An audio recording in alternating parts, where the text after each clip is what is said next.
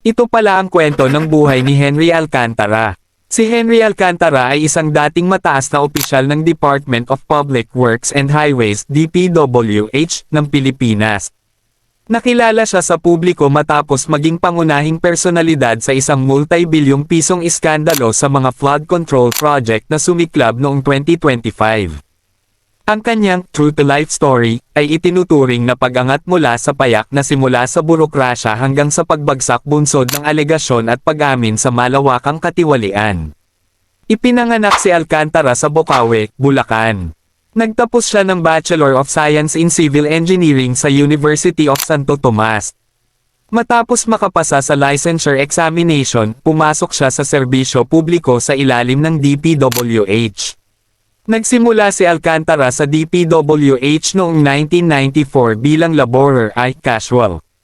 Sa loob ng mahigit 3 dekada, unti-unti siyang umangat sa iba't ibang teknikal at administratibong posisyon, bagay na madalas niyang binabanggit bilang patunay ng kanyang karanasang mula sa ibaba pataas.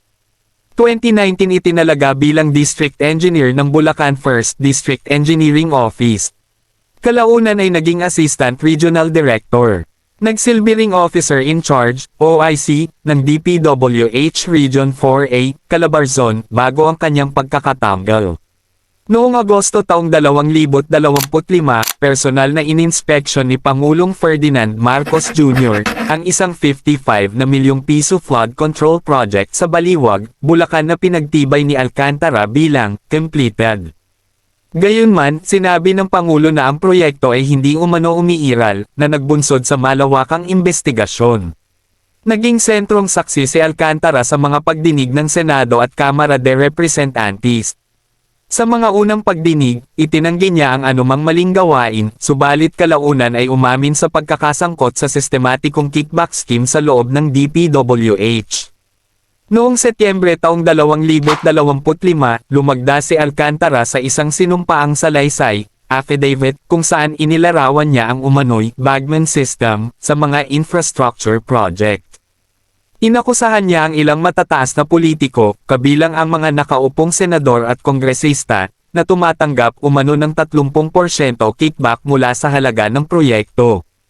Hanggang Desyembre taong 2025 na ibalik ni Alcantara ang kabuoang 181 na milyong piso sa pambansang pamahalaan. 110 na milyong piso Nobyembre taong 2025. 71 na milyong piso Desyembre taong 2025. Ayon sa kanyang pag-amin, tinatayang 300 na milyong piso ang kabuoang halagang kanyang natanggap mula sa kickback scheme. Opisyal siyang sinibak sa DPWH matapos mapatunayang nagkasala ng grave misconduct. Humiling din ang ahensya sa Professional Regulation Commission (PRC) na kanselahin ang kanyang lisensya bilang civil engineer. Na-freeze ang kanyang mga bank account ng Anti-Money Laundering Council (AMLC). Patuloy siyang sentrong personalidad sa mga kasong inihain ng Department of Justice, DOJ, at National Bureau of Investigation, NBI.